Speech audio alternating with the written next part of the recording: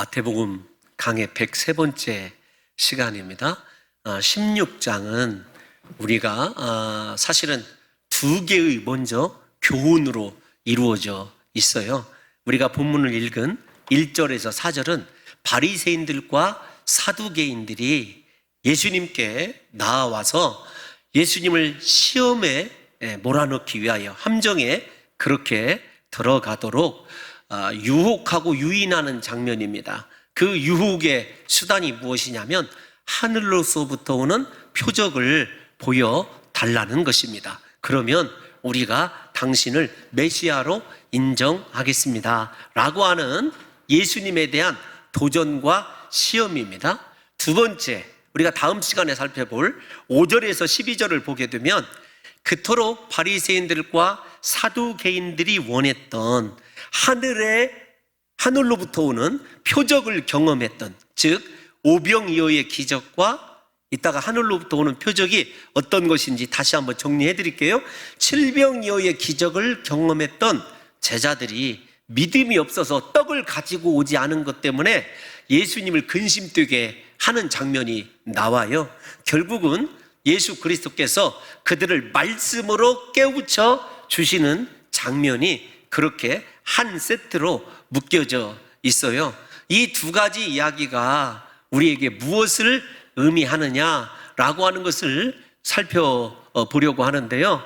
우리 성도 여러분들과 저에게 다른 것으로 하나님의 나라를 우리가 확인하며 신뢰하며 살아갈 수 없고, 즉 무슨 말이냐면 하늘의 표적을 아무리 경험하여도 내 마음에 하나님의 말씀을 듣고 깨달음으로 말미암아 주님의 말씀이 내 삶에서 실제화되지 아니하는 사람은 하나님 나라 백성이 아니다라고 하는 것을 예수님이 그렇게 두 개의 사건을 통해서 우리에게 보여주고 있다는 사실을 먼저 조금 딱딱하지만 기억해 두셨으면 좋겠습니다. 오늘 이 바리새인들과 사두개인이 찾아온 것 처음이 아닙니다. 예수님을 시험하기 위하여 바리새인, 사두개인, 그리고 바리새인, 서기관이 예수님께 찾아오죠. 우리가 얼마 전에 살펴본 마태복음 12장에서는 바리새인들과 서기관들이 예수님을 찾아왔어요. 오늘 찾아온 사람들은 바리새인과 사두개인입니다. 바리새인들은 언제나 예수 그리스도를 시험하는데 그렇게 관여하고 찾아오는 것을 볼 수가 있어요. 그러면 바리새인들과 사두개인들이 왜 이 16장에 또다시 등장하는가, 왜 하늘로부터 오는 표적을 구하는가 라고 하는 것은 단순히 16장의 문제가 아니라는 것을 아셔야 됩니다. 바리새인들과 사두개인이 직접적으로 예수님께 찾아온 것은 이번이 처음으로 그렇게 되어 있지만 마태복음에 보게 되면 하나님 나라에 관해서는 그들이 두 번 함께 나타난 것으로 생각해야 돼요. 왜 그런가 하면은 마태복음 3장에 보면 누구 이야기가 기록되어져 있죠? 세례 요한의 이야기가 기록되어져 있어요. 세례 요한이 세례 베푸는 것을 보면서 일종의 시기심을 가지고 바리새인들과 사두개인들이 세례 요한 앞에 서게 됩니다. 그럴 때 마태복음 3장 7절을 보게 되면 그 유명한 이야기가 나와요. 우리가 7절 한번 읽어볼까요? 시작. 요한이 많은 바리새인들과 사두개인들이 세례를 베푸는 대로 오는 것을 보고 이르되, 독사의 자식들아, 누가 너희를 가르쳐 임박한 진노를 피하라 하더냐. 아멘. 두 가지입니다. 그들을 뭐라고 얘기하냐면 독사의 새끼들이라, 독사의 자식들이다 라고 하는 말은 그들을 향한 욕이기도 하지만 중요한 것은 그들이 모든 백성들에게 해를 입히는 존재라고 하는 것을 세례 요한이 지적하는 거예요. 이 말씀을 조금 기억해 두셨으면 좋을 듯 싶습니다. 그리고 그들에게 무엇이 있냐면 임박한 진노가 있다. 즉 진노가 곧 그들 위해 쏟아질 것이다 라는 거예요. 그 쏟아질 진노를 피하기 위하여 그들이 세례 요한 앞에 왔다라는 것입니다. 그러니까 이 말은 어떻게 보면 긍정적인 면이 있어요. 그들 자신에게 진노가 임할 것을 알고 세례 요한 앞에 나왔다는 말일 수 있습니다. 그러면 그 임박한 진노를 피하는 길이 어떤 거냐? 바리새인들과 사두개인들에게 가르쳐준 교훈 8절에 있습니다. 그러므로 시작. 회개에 합당한 열매를 맺고 아멘. 어떤 길이냐면 임박한 진노를 피해갈 수 있는 길이 회개하는 것과 두 번째, 회개한 것에 대한 합당한 열매를 맺는 것이에요.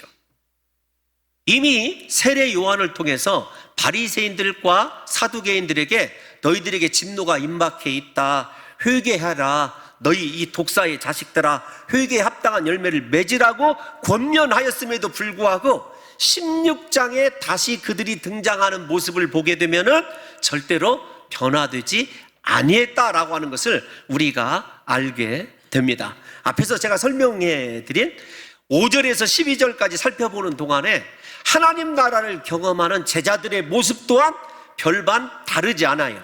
양태만 다를 뿐이지. 예수님께 말씀을 듣고 깨달음 받고 하나님 나라를 유업으로 받는 것이 얼마나 큰 은혜인지를 마태가 우리에게 보여주고 있다는 것입니다. 그러면 예수님께서 이 바리새인들과 사두개인들의 변화되지 아니함, 그들의 임박한 진노 가운데서도 회개하지 아니한 이 사건을 하늘로부터 오는 표적 대신에 요나의 표적, 하나님의 말씀을 가르쳐준 이유가 어떤 것이냐라고 하는 것을 생각해 볼 것과 그 결론이 4절을 미리 보겠습니다. 예수님께서 그들을 떠나가 버리셔요. 우리가 박해받는 하나님의 나라 14장, 15장 계속해서 공부했을 때 예수님께서 헤롯의 세례 요한을 죽인 사건을 들으시고 떠나가시는 장면, 제자들에게 절대로 나와 무리들을 분리시키지 말라고 하시는 장면, 예수님이 종교적으로 박해가 일어나니까 유대 땅을 떠나서 이방 땅으로 들어가시는 장면, 그 장면들을 깊이 생각해 보셔야 돼요. 우리에게 다른 것이 저주와 진노가 아니라 예수님께서 우리를 떠나가시는 것이 큰 진노요 저주라는 거예요. 그런데 중요한 것이 어떤 것이냐면 예수님이 떠나가신다 할지라도 그들의 삶에는 아무런 재앙이나 재난이 일어나지 않는다는 거예요. 그대로 겉으로 드러나는 종교인의 모습 그대로 백성들에게 존경받고 여전히 관리가 되고 여전히 그들의 부를 누리면서 평안하게 살아간다는 것입니다. 예수님이 떠나가셨다라는 사실조차 인지하지 못하고 살아가게끔 되어져 있어요. 이것이 우리가 가장 오늘날 두려워해야 될 신앙의 모습입니다.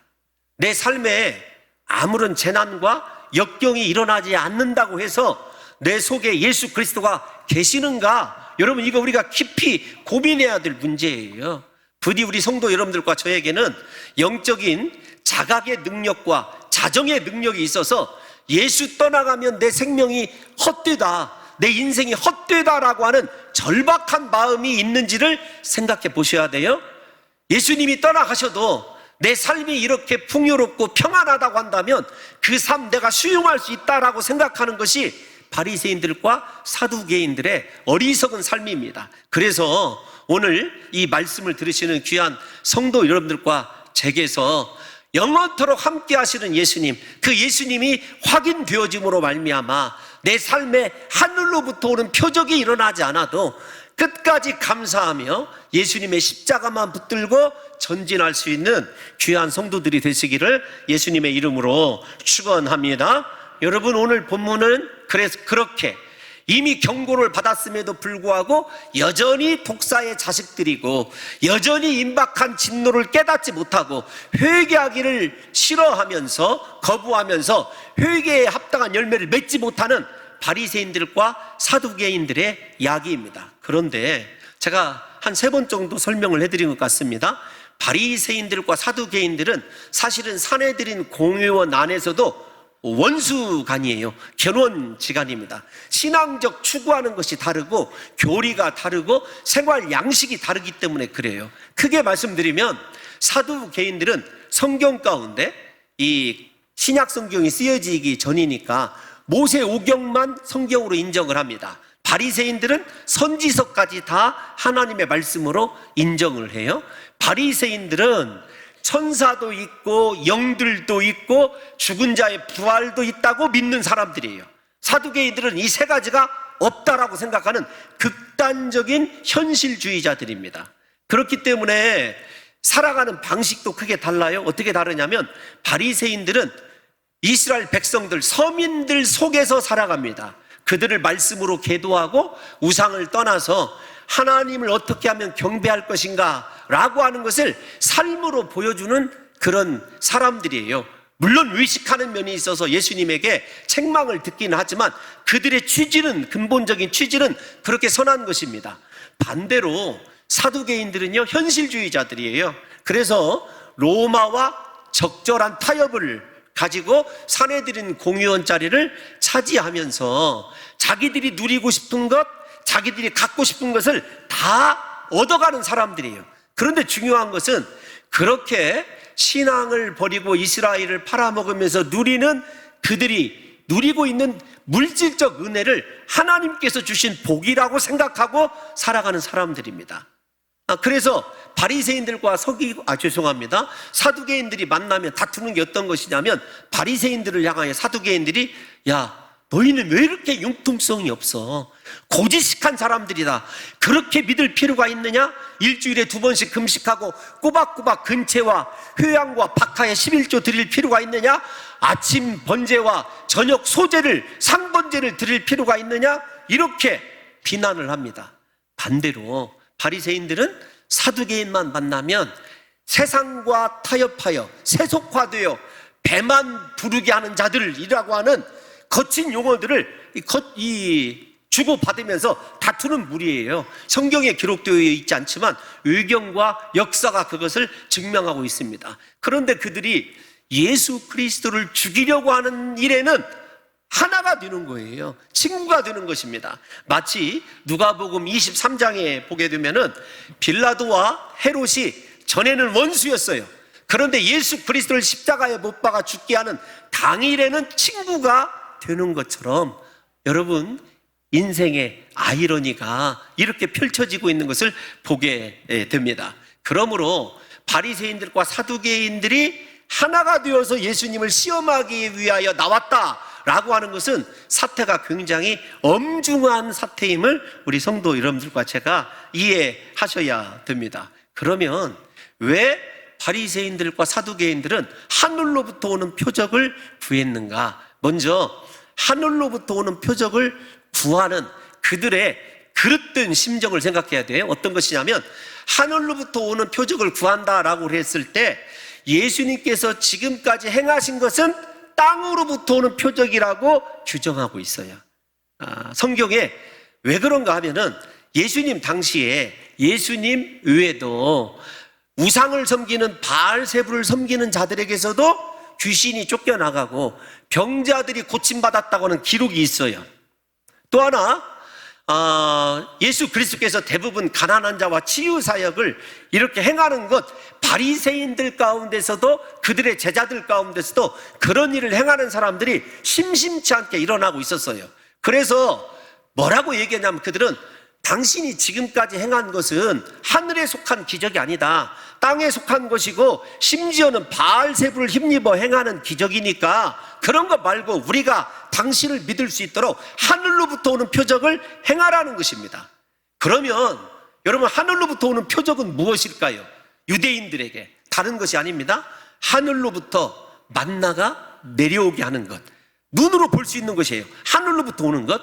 두 번째, 유대인들이 하늘로부터 오는 표적이라고 생각하는 것, 어떤 것이냐면 우리가 잘 이미 배웠던 여호수아 때, 여호수아 10장을 보게 되면 여호수아가 이런 기도를 하죠. 태양아, 기브온 골짜기에 머물러라. 달아, 아얄론 골짜기에 머물러 있어라. 자신들이 보기에 이 우주 전체가 멈춰서고 혹은 다시 돌아가는 것, 이것을 하늘로부터 오는 표적이라고 생각했어요. 세 번째 표적은 어떤 것이냐면 엘리야가 하늘로부터 불이 내리게 합니다. 엘리사 선지자도 그런 때가 있었거든요. 그러니까 실제적으로 하늘로부터 불이 내려오는 것, 하늘로부터 오는 표적이라고 생각했어요. 네 번째, 하늘로부터 오는 표적이 어떤 것이냐면 히스기야 시대에 히스기야가 병 고침 받았다고 하는 확증을 위하여 구한 것이 있습니다. 어떤 것이냐면 해의 일령표, 즉 해의 그림자가 뒤로 10도 물러가게 하는 거예요. 여러분, 이거 기가 막힌 일 아니겠습니까? 지금 이렇게 밖에 나가 보시면 태양이 거의 중천에 있을 터인데 그것을 10도, 즉 12시에 있는 것을 11시, 10시로 옮겨주는 표적을 행하면 내가 너를 메시아로 인정하겠다라는 것입니다. 그런데 이곳에 두 가지 중요한 오류가 있어요. 어떤 오류가 있냐면, 예수님께서 지금까지 그들이 땅에 속한 표적이라고 생각했던 그 표적들은 모두 다 말씀의 성취였어요. 예수님이 그냥 무작위로 기적을 일으키신 것이 아니라 이사야 선지자 예언, 다니엘 선지자 예언, 미가 선지자 예언, 심지어는 죽은 자들을 살리시는, 과부의 아들을 살리시는 것, 우리가 잘 아는 대로 엘리야와 엘리사가 일으켰던 그곳에서 죽은 자를 살리십니다. 모든 사람들이 다 알아요. 여러분, 이걸 생각해 보세요. 다시요. 예수 그리스도께서 행하신 기적은 말씀 따라 행하신 기적이에요. 말씀을 성취하기 위한 기적입니다. 다른 말로 표현하면 하늘의 뜻을 이루기 위한 땅에서의 기적이에요. 그런데 지금 이 사두개인들과 바리새인들은 나를 위하여 하늘의 표적을 행하라고 하는 것이 얼마나 교만한 이야기인지 그들이 알지 못하는 거예요. 말씀을 따라서 하나님께서 그들의 백성들을 살리시고 구원하시기 위하여 친히 행하신 그 기적을 자기 자신을 위해서 행하라고 하는 얼토당토하는 이 요구를 그들이 하고 있다는 것입니다. 예수 그리스도에 대한 공격적이고 철저한 외면이고 도전이라고 하는 것을 우리 성도 여러분들과 제가 아셔야 돼요. 그런데 여러분, 우리가 이 지금까지 그들이 땅의 기적이라고 생각하는 것들에 대하여 어떻게 신앙의 사람들이 반응했나, 우리가 잘 아는 대로 세례 요한을 생각해 보십시오. 세례 요한이 감옥에 있었을 때 세례 요한도 잠깐 착각이 되기 시작합니다. 아니, 예수 그리스도께서 오시면 하늘의 12영도 더 되는 군단들을 데리고 로마군을 섬멸할 줄 알았어요, 세례 요한조차도. 그런데 예수님이 가난한 자들, 병든 자들, 과부들, 고아들을 돌보시면서 죄인들에게 하나님 나라를 가르치시고 그들의 죄를 사하시고 그들의 모든 육체적, 영적인 질병을 치유해 주시는 그 장면을 바라보면서 답답한 거예요. 언제 정말 이 나라를 구원하실 것입니까? 그러니까 예수님께서 마태복음 11장 4절에서 5절을 보게 되면, 야, 너희 스승 요한에게 가서 이렇게 말하라. 그러면서 5절을 보게 되면 맹인이 보며 못 걷는 사람이 걸으며 나병 환자가 깨끗함을 받으며 쭉쭉쭉. 사두개인들과 바리새인들이 땅에 속한 것이라고 하는 것이 이사야 선지자가 그리고 다른 선지서에서도 예언된 것이다라고 하는 말씀을 들려줍니다. 이게 중요한 포인트예요. 다른 표적을 요구하는 자들에게 말씀을 들려주세요. 아니다, 내가 이사야 선지자 그리고 다른 선지자들이 이야기한 하나님께서 보내신 메시아라고 하는 것을 예수님이 간접적으로 하나님의 말씀을 인용하여서 자기 증명을, 자기 존재적 증명을 이루어 가시는 것을 우리 성도 여러분들과 제가 눈여겨보셔야 합니다. 뿐만 아닙니다. 세례 요한에게 저렇게 말씀을 전했다고 해서 그럼 다른 사내들인 공의원들은 예수 그리스도를 정말로 땅에 속한 이 기적을 행하는 사람, 단순히 그렇게 이해했을까요? 아닙니다. 우리가 잘 아는 니고데모라는 사내들인 공의원이 있죠. 우리 요한복음 3장을 보게 되면 잘 알 수 있어요. 요한복음 3장 2절에 보면 니고데모가 이렇게 얘기합니다. 끝에 하나님이 함께하지 아니하시면, 시작, 하나님이 함께 하시지 아니하시면 당신이 행하시는 이 표적을 아무도 할 수 없음이니이다. 아멘. 니고데모 같은 공의원들도 다 알고 있었어요. 하나님이 함께 하신다라고 하는 말은 어떤 것이냐면 하나님께 속한 자이고 메시아라고 하는 간접적인 의미예요. 하나님이 함께하지 아니하시면 이 행적을, 기적을 아무도 일으킬 수 없다. 무슨 말입니까? 당신이 하나님이 함께 하시는 메시아라고 하는 인정이 다른 사내들인 공의원인 니고데모의 입을 통해서도 증거되는 것을 보게 됩니다. 그러면 두 번째, 우리가 한번 생각해 봐야 될 것이 있어요. 사랑하는 성도 여러분, 신앙생활을 하면서 저와 여러분들도 이럴 때가 있습니다. 하나님, 한 번만 보여주시면 하나님 잘 믿을게요. 이번 문제 하나만 해결해 주시면 하나님 잘 섬길게요. 이번만 고쳐주시면 내가 하나님과 영원토록 하나 되어서 하나님이 원하시는 일만 행할게요. 여러분들의 그 결단과 의지가 얼마큼 가던가요? 다시 말씀을 드리지만 기적을 보고 내게 일어나는 하늘로부터 예수님이 예를 들어서 오는 표적을 위해서 그들을 위하여 행해졌다고 우리가 가정해 보십시다. 그들의 믿음이 생겨날까요? 아닙니다. 여러분, 우리가 믿고 안 믿고를 결정할 수 없는 연약한 존재라는 걸 아셔야 돼요. 믿음 또한 누가 주셔야 되냐면 하나님이 주시는 것입니다. 그래서 나에게 보여주시면, 낫게 하시면, 이번 문제 해결해 주시면이라고 하는 가정이 얼마나 교만한 가정인지를 저와 여러분들이 아셔야 돼요. 우리의 신앙 고백, 진짜 하나님이 원하시는 고백은 어떤 것이냐면, 하나님 들어주셔도 감사하고요, 안 들어주셔도요, 제가 하나님 버리지 않을 믿음을 주세요. 하나님 떠나지 않을 믿음을 주세요. 내 삶의 여건이 지금 너무도 고통스럽고 내가 인생이 내 힘으로 해결할 수 없는 문제 앞에서 너무도 하나님 힘이 듭니다. 이걸 이길 수 있고 감당할 수 있는 믿음을 달라고 기도하는 것이 사실은 예수님이 기뻐하시는 온전한 기도입니다. 우리 성도 여러분들과 제가 한번 생각을 해보십시오. 지금까지 과거를 바라보면서 우리에게 하나님이 숱한 기회들을 주셨습니다. 은혜를 베풀어 주셨습니다. 여러분들과 저에게 하나님이 귀한 은혜 베풀어 주셔서 우리가 존재하는 것 아닙니까? 그런데 우리의 믿음이 하나님이 은혜와 은사와 선물을 주신 만큼 성장해 가고 있느냐고요. 하나님과 완전한 연합을 이루면서 정말로 믿음이다 이것이 입증하며 살아가느냐고요. 그래서 성도 여러분들이요, 이번 한 번만 보여주시면, 이번 한 번만 해결해 주시면 이라고 하는 기도는 하나님도 속이고 내 자신도 속이는 기도라고 하는 것을 잊지 않으셔야 돼요. 그런데 제가 꼭 드리고 싶은 말씀이 있어요. 이건 신학이 아니라 신앙입니다. 하나님께서 그렇게 간구했을 때 서원도 하고, 하나님 한 번만 살려주세요, 저 같은 경우이거든요. 그런데 진짜 그 기도에 응답을 해주십니다. 아니, 해주셔요.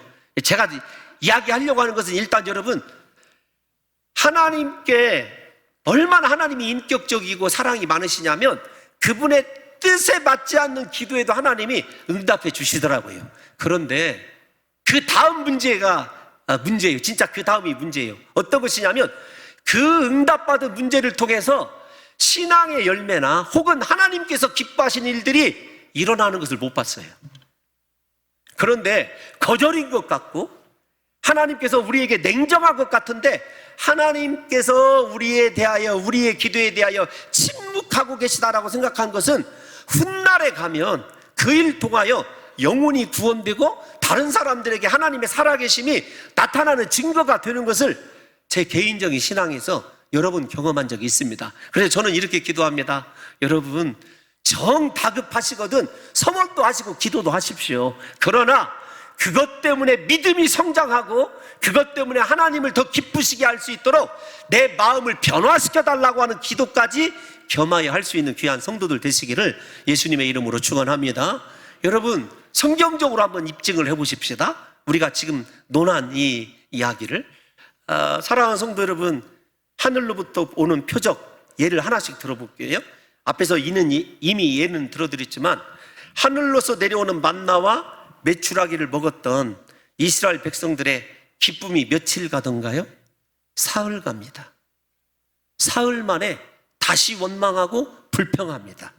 더 좋은 먹을 것을 찾아서 원합니다. 이게 우리 현실의 욕심입니다. 두 번째, 예로 들어드린 게 무엇이죠? 태양이 기브온 골짜기에 머물고 달이 아얄론 골짜기에 머물던 기적. 여러분, 그 기적, 태양이 머물고 달이 머무르는 그 기적을 아무나 경험하는 것 아니지 않습니까? 그 특별한 기적을 통해서 이스라엘 백성들의 믿음이 승승장구하던가요? 아닙니다. 우리가 잘 아시다시피 그렇게도 빨리 가나안 우상을 숭배하고 믿음 팔아버리고 하나님 팔아버린 것을 우리가 역사적으로 알고 있잖아요. 예수님께서 이미 그 책망을 그들에게 하는 것입니다. 하늘에서 내려오는 불을 경험한 북이스라엘 백성들, 또다시 바알과 아세라에게로 금방 돌이켰다는 것 우리가 너무도 잘 알고 있는 사실 아닙니까?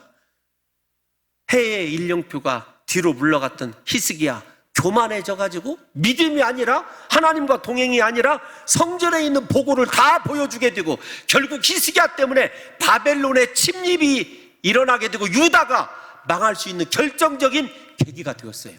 거꾸로 해석을 해보십시다. 차라리 히스기야에게 그런 표적이 없었더라면, 엘리야를 통해서 그런 기적을 경험하지 않았다고 한다면, 기브온 골짜기에 그런 역사가 일어나지 않았다고 한다면, 광야에서 만나를 경험하지 않았다고 한다면 그들이 오히려 더 절박하고 힘든 가운데서 하나님을 찾지 않았을까, 매달리지 않았을까, 진짜 믿음이 거기에서 결정되지 않았을까, 이런 생각을 제가 감히 해봤어요. 그래서 우리 성도 여러분들에게 이 시간에 다시 한번 권면합니다. 사랑하는 성도 여러분, 하나님은 인격적이시고요, 우리를 사랑하십니다. 우리가 원하는 것들 분명히 다 허락해 주실 수 있는 자비와 긍휼이 풍성하신 하나님이십니다. 그러나 그 결과 때문에 너에게 이것을 주면 너의 믿음이 함께 성장하는 것이 아니라 이것 때문에 네가 더 교만해지고 이것 때문에 네가 더 무너져가고 이것 때문에 더 세속화될 것을 우려하셔서 안 해주실 수도 있다. 여러분, 그것을 하나님이 나를 사랑하지 않는다고 얘기할 수 있을까요? 아닙니다.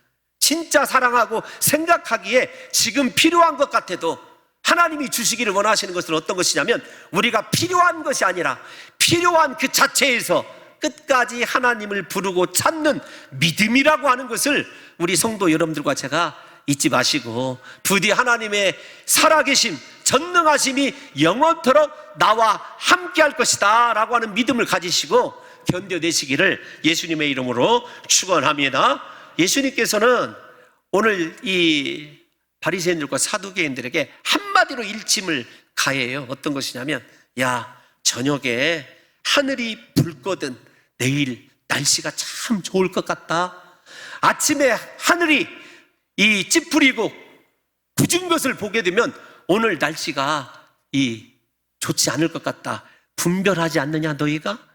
날씨는 그렇게 잘 분별하면서 세대는 분별하지 못하느냐. 이게 굉장히 중요한 의미입니다. 사랑하는 성도 여러분들과 저에게 이런 겁니다. 너희 눈에 보이는 일, 세상 일에 대해서는 그렇게 재빠르면서 영적으로는 그렇게 무감각하고 영적으로는 그렇게 무지하느냐라고 하는 책망이거든요. 오늘날 이 시대를 바라보면은요, 우리 성도들이 지식적으로 굉장히 탁월합니다. 필요한 정보들요 다 손바닥 안에서 다 해결해 냅니다. 제가 가끔 설교할 때 우리 그 새신자에게 들은 새신자 교육 때 들은 이야기예요. 정말 새신자이시거든요. 핸드폰을 켜놓고 다 이렇게 일일이 검색을 해본다는 거예요. 아, 정말로 있네? 이런 거네라는 것을. 모든 것 다 손에 들어있죠. 우리가 알고 싶어하는 것들, 그림을 좋아하는 사람, 수많은 여러분 이 그림들에 대해서도 얼마나 많이 알고 있습니까? 음악도 마찬가지죠. 내가 모르는 의술 부분도 다 마찬가지입니다. 그런데 중요한 건 내가 알고 있는 그것이 나를 행복하게 하느냐라는 얘기예요. 왜 그렇게 지식은 늘어가고 우리가 생각하는 것들이 다양해져도 왜 우리가 불안하고 근심은 더 늘어나가고 행복하지 않느냐면 딱 한 가지입니다. 영적으로 무지하고 예수님이 원하시는 예수님에 대한 확실한 믿음, 그분이 내 삶을 인도하고 계시고 그분이 절대로 나를 버리시지 아니할 것이라고 하는 그분에 대한 믿음, 눈에 보이는 표적이 없어도 나를 향한 기도가 되지 않는 것 같아도 나는 하나님에 대한 분명한 믿음이 있다라고 하는 그 믿음이 없기 때문에 그런 것 아니겠습니까? 사랑하는 성도 여러분, 왜 그들이 그렇게 되었을까요? 사두개인들과 바리새인들만 그럴 것 같습니까? 아닙니다. 에베소 교회를 생각해 보면 사도 바울이 가장 심혈을 기울인 교육 가운데 하나라고 이야기할 수 있어요. 약 3년 동안 우리가 잘 아는 대로 교회를 세우고 개척하고 두란노 서원에서 2년 동안 말씀을 잘 가르쳤습니다. 그들이 성경적인 지식으로는요 가장 탁월한 자들이에요. 오늘날 왜 제가 이 에베소 교회 문제를 꺼내냐면, 우리 교회 성도들을 생각하면서 제가 이런 고민을 했습니다. 우리 성도들이 하나님을 지식적으로 할까? 믿음을 통해서 경험적으로 하나님에 대한 분명하고 확실한 믿음을 가지고 살아갈까? 우리 성도님들 가운데 보면은요, 신앙 서적도 참 많이 읽으셔요. 그리고요, 모든 유명한 설교가들의 설교를 빼놓지 않고 듣습니다. 교일, 행정, 영적인 것 모두 다 학적으로, 그 다음에 실제적으로 잘 그렇게 뭐라고 할까요? 이렇게 세워져 있는 그릇 같아요. 그런데 어느 순간에 정말 저 안에 실제적인 믿음이 있을까라고 하는 것이 제가 궁금할 때가 있어요. 에베소 교회가 그렇다니까요. 다시요, 에베소 교회를 보게 되면 사도 바울이 그렇게 두란노 서원에서 말씀을 2년 동안이나 양육을 시켰어요. 그런데 어느 순간에 그들에게서 어떤 일이 일어나느냐? 에베소서 4장 18절 한번 읽어보겠습니다. 시작. 그들의 총명이 어두워지고 그들 가운데 있는 무지함과 그들의 마음이 굳어짐으로 말미암아 하나님의 생명에서 떠나 있도다. 가장 두려운 말이 어떤 것이냐면 하나님의 생명에서 떠나 있다라고 하는 현재형이에요. 하나님의 생명에서, 영생에서 떠나 있다. 그런데 여러분, 그들에게 무엇이 있었어요? 말씀을 알 수 있는 총명이 있었습니다. 이론적으로 성경 공부 잘하고 제자 훈련해서 누구보다도 신앙적 커리어가 여러분 화려해요. 모든 성경을 다 잘 알고 암송도 합니다. 그런데 그들 가운데 그 말씀이 의미하는 실제적인 내 삶에서 적용되는 예수 그리스도와의 영적인 사귐에 대해서는 무지한 거죠. 뿐만 아닙니다. 그들의 마음이 어떻게 됐다고요? 말씀을 많이 알아갈수록 굳어졌다. 하나님의 말씀에 반응하지 않게 된 거예요. 사랑하는 성도 여러분들과 제가 이 시간에 분명하게 다시 진단해야 됩니다. 나는 하나님의 생명에서 떠나 있는가? 하나님 생명 안에 있는가? 말씀을 들어도 내 마음에 아무런 감동과 찔림과 회개하고 싶고 내 속에 임박한 진노가 다가오고 있다라고 하는 하나님의 이 심판의 말씀에도요, 아무런 두려움이 없다. 회개해야 되겠다는 생각조차 들지 않는다. 아니면 회개에 합당한 열매를 맺어야 되겠다고 하는 생각조차 들지 않는다. 여러분, 죄송한 말씀이지만 사두개인들과 바리새인들처럼 예수님이 떠나가 버린 사람, 즉 하나님의 생명이 떠나갔다고 하는 것을 저와 여러분들이 이해하셔야 되고 인정하셔야 됩니다. 만약에 그것이 마음으로 고민이 되지 않고 설교를 들을 때 아무런 부담이 없다고 한다면 저와 여러분들의 영적인 상태가 어떤 상태냐면 마음은 굳어져 있습니다. 하나님 말씀을 통해서 깨달으라고 주신 지식이 여러분 무지해져 있고 총명함이 흐려져 있다는 것을 아셔야 돼요. 제가 고민하는 장면이 이 장면이에요. 이 장면. 목회자로서 제 자신을 살펴보면서 너는 하나님을 아는가? 너의 믿음은 살아계신 예수 그리스도와 연합하여서 그분이 원하시는 대로 살아가고 있는가? 정말 영적인 고민이거든요. 사두개인들과 바리새인들이 성경을 얼마나 잘 알았습니까? 앞에서 말씀드린 대로 사두개인들은 모세오경을 날마다 외우는 사람들입니다. 바리새인들은요, 성경에 기록된 삶을 실천해내는 사람이에요. 그럼에도 불구하고 예수님이 그들을 향하여 화 있을진저 외식하는 자들아, 얼마나 많은 책망을 했던가를 생각해 보세요. 오늘 우리가 교회 생활은 어떻게 해야 되는 것이 올바른 생활이고, 신앙생활은 무엇을 추구해야 되는 것이고, 성경은 어떻게 읽어야 되고, 기도는 어떻게 해야 되고 다 잘 아는 것 같은데 중요한 건 그 속에 하나님의 생명이 있느냐, 예수 그리스도께서 계시느냐라고 하는 생명의 문제, 영생의 문제, 그리스도와 연합한 믿음의 문제가 저와 여러분들에게서 냉정하게 여러분 분석이 되어지고, 이 시간에 하나님, 내 마음이 굳어져 있는 것을 모르겠습니다. 하나님의 말씀이 들려도 아무런 찔림이 없습니다. 머리는 즐거운 것 같은데 내 속에서 아무런 변함이 일어나지 않고 있습니다. 하나님 앞에서 통회할 때 떠나버린 하나님의 생명이 다시금 내 안에 거하게 될 줄로 믿습니다. 예수님이 영원토록 너희와 함께하리라는 그 약속의 말씀대로 나와 함께하는 역사가 일어나게 될 줄로 믿습니다. 중요한 건 예수님이 뭐라고 말씀하시냐면 이렇게 얘기해요. 악하고 음란한 세대, 사절을 띄워놔 주십시오. 아니 여러분, 저 말을 잘 이해를 하셔야 됩니다. 성경을 좀 날카롭게 볼 수 있어야 돼요. 바리새인들과 사두개인들이니까 악하고 음란한 사람들아, 이렇게 얘기를 해야 되잖아요. 사두개인들과 바리새인들이니까 악하고 음란한 사람들아, 이렇게 얘기를 해야 되는데 뭐라고 얘기하냐면 세대다, 이렇게 얘기를 해요. 무엇을 뜻으로 얘기하냐면 모든 이스라엘의 세대가 악하고 음란하다는 말이 되기도 하지만 그 악하고 음란한 세대의 책임이 누구에게 있냐면 말씀을 맡았던 너희들에게 있다는 거예요. 영향력의 문제입니다. 대표성의 문제예요. 사두개인들과 바리새인들의 하나님 앞에서 악함과 음란함이 어떤 것이냐면, 여러분 우리가 정의를 해봅시다. 성경 그대로 악하다라고 하는 것은 다른 것이 아닙니다. 어떤 것이냐면 하나님의 말씀을 알면서도 거부하는 것이 성경에서 악하다는 개념이에요. 살인을 하고 간음을 하고 도적질을 하는 것이 악한 것이 아니라 하나님의 말씀이다, 이것이 하나님의 뜻이다라는 것을 알면서도 거부하는 것, 불순종하는 것을 악이라고 얘기를 하고 있어요. 그렇기 때문에 하나님께서 말씀하시는 것이 무엇인지를 분명하게 깨닫고 있으면서도 자신의 입맛대로 살아가는 것, 이것이 악입니다. 사두개인들과 바리새인들의 삶이 그것 아니에요? 그러므로 사랑하는 성도 여러분, 하나님께서 행하시는 일이 분명함에도 불구하고 내 자신을 그 말씀 앞에 굽히지 못하는 것, 그것이 성경이 말하는 악입니다. 하나님이 나를 부르시고 계시고 하나님이 나를 원하시고 계시고 하나님이 내게 요구하는 것이 네가 먼저 손 내미는 것이고 네가 먼저 사랑하는 것임을 알면서도 하지 않는 것, 이게 악이에요.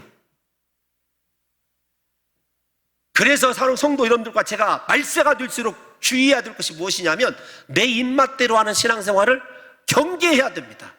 아날로그 말씀으로 돌아가야 돼요. 말씀이 원하는 대로 행할 수 있는 그 사람이 진짜 하나님 보시기에 거룩한 제자인 것입니다.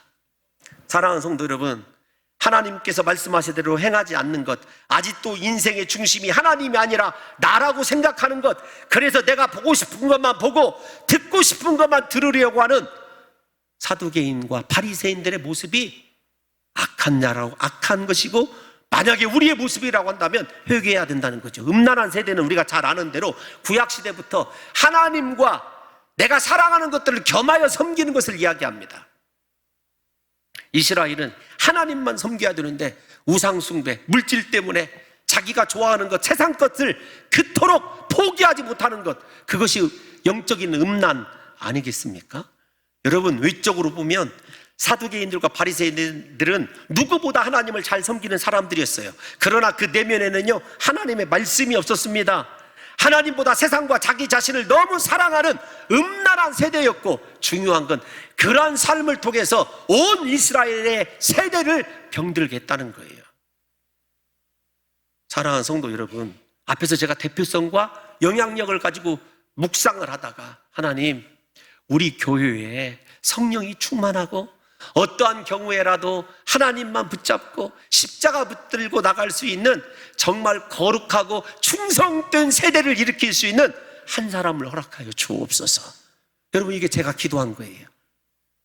다시요, 세대가 대표성과 영향력을 얘기한다면 거꾸로 우리 교회에 거룩한 세대요, 충성된 세대의 바람을 일으킬 수 있는 하나님의 사람이 이 재단에 세워지게 도와 주옵소서. 우리 성도 여러분, 생각해 보십시오. 나는 다른 사람에게 선한 영향력을 끼치는가? 신앙에 있어서 거룩하고 충성된 모습을 끼치는가? 아니면 이렇게 악하고 음란한 세대여 라고 하나님에게 네가 그 대표자다, 네가 그 영향력을 끼친 죄인이다고 책망받는 사람인지를 여러분, 저와 여러분들이 고민하실 때 제가 더 많이 고민해야 될 것이라는 것을 우리가 이해하셔야 됩니다. 예수님은 그들에게 요나의 표적밖에 보여줄 것이 없다. 요나의 표적이 어떤 것이죠? 물고기 뱃속에서 사흘 동안 있다가 요나가 다시 토해져 나온 사건이에요. 그런데 그것을 예수님은 표적이라고 얘기합니다. 중요한 것은 그 표적에 관한 이야기죠. 선지서를 들려준 것 아니겠습니까? 여러분들과 제가 여기에서 아셔야 될 마지막 중요한 단계가 하나 남아 있어요. 어떤 것이냐면 사탄의 유혹입니다. 맨 처음 금식하신 후 광야에서 예수님에게 십자가 없는 영광을 받으라고 3번씩이나 유혹했던 사탄의 유혹이 바리새인들과 사두개인들을 통해서 또다시 일어나는 거예요. 그리고 십자가상에서 마지막에도 또다시 예수님을 향한 유혹이 있습니다. 어떤 것이냐면, 만약에 하늘로부터 오는 표적이 행하여져서 그 사람들이 믿었다고 한다면, 메시아로 모셨다고 한다면 예수님 십자가 없이 인생의 왕이 되는 거예요. 인류 구원은 수포로 돌아가는 것 아니겠습니까? 사랑하는 성도 여러분, 그 순간에도 예수님이 붙잡은 것은요, 말씀이에요. 광야에서 시험 받으실 때나 그 다음에 사두개인들과 바리새인들의 시험을 물리칠 때에도 요나 선지서 말씀입니다. 십자가예요. 사랑하는 성도 여러분들과 제가 그래서 우리가 구해야 될 것은요, 다른 것이 아닙니다. 하나님, 건강도 필요하고 물질도 필요하고 하나님께서요, 여러분들의 필요한 거 다 아셔요. 그러나 얘야, 그것도 필요하겠지만 너에게 정말 필요한 것은 십자가란다. 사랑하는 성도 여러분, 십자가가 내 능력인 줄로 믿습니다. 내가 의지할 유일한 것인 줄로 믿습니다. 나의 구원의 유일한 도, 십자가의 도임을 사랑하는 성도 여러분들이 잊지 마시고, 예수님이 지금 우리에게 무엇을 구하기를 원하시는 걸까요? 표적이 절박하게 필요한 순간들 아니겠습니까? 그러함에도 불구하고 사랑하는 딸아, 네가 내 십자가 져라, 내 십자가를 구하라, 십자가의 고통을 생각해봐라. 그래야 우리가 잘 아는 대로 사도 바울처럼 갈라디아서 2장 20절 띄워놔 주십시오. 내가 그리스도와 함께 십자가에 못 박혀 죽는 역사가 여러분 내 안에서 실제적으로 경험돼야 되는 것 아니겠습니까? 이론이 아니라, 기적이 아니라 정말 우리 삶에 표적이 필요하다면 다른 기적이 필요하지 않습니다. 예수님, 내가 드디어 예수님과 함께 십자가에 못 박혀 죽는 그 사실이 내 내면에서 일어나고 있습니다. 이것이 가장 큰 기적인 줄로 믿습니다. 만약에 사랑하는 성도 여러분들과 제가 십자가를 생각해도 그것은 예수님이 지신 십자가이고 나와는 감정적으로 이성적으로 멀어져 있는 것이라고 한다면 내 영이 죽어 있는 거예요. 부디 예수님의 십자가의 죽으심이 나의 죽음이고 나의 죽음이 예수님의 죽음이 되어서 사도 바울처럼 내가 그리스도와 함께 십자가에 못 박혔나니, 현재형으로 날마다 예수님과 함께 십자가에 못 박힘으로 말미암아 땅의 뜻이 보이는 것이 아니라 하늘의 뜻이 보이고, 이 세상에서 내가 원하는 것들 이루며 살아가는 것이 아니라 하나님이 나로 하여금 이루시기를 원하는 일들을 이루며 살아가는 귀한 인생을 우리가 살아야 되는 것 아니겠습니까? 그러므로 예수 그리스도 십자가 외에는 그 어떤 것도 진정한 표적이 될 수가 없습니다. 능력이 될 수가 없습니다. 십자가가 우리에게 구원을 베푸시는 유일한 능력임을 믿으시고, 사랑하는 성도 여러분, 지금 필요한 것이 다시요, 돈이고 건강이고 관계 회복일지 모르겠지만 예수님, 십자가의 표적을 나에게 보여 주옵소서. 그 표적이 어떤 거라고요? 내가 예수님과 함께 십자가에 못 박혀 죽기를 원합니다. 내 안에 그리스도만 살아계시기를 원합니다. 그 믿음의 고백이 저와 여러분들에게 일어나게 될 때에 인생이 예수님이 떠나가는 인생이 아니라 내가 너와 함께하는 것이 인생의 즐거움이고 기쁨이다, 내 안에 거하는 것이 나의 유일한 행복이다, 예수님께서 그렇게 들려주실 수 있도록 사랑하는 우리 봉동중앙교회 성도들이요, 오늘부터 여러분의 인생에 간구하는 것들 다 내려놓으시고 진짜 믿음을 가지시고 십자가 구하심으로 말미암아 날마다 십자가의 길, 순교자의 삶을 살아낼 수 있는 복된 성도들 되시기를 예수님의 이름으로 축원합니다.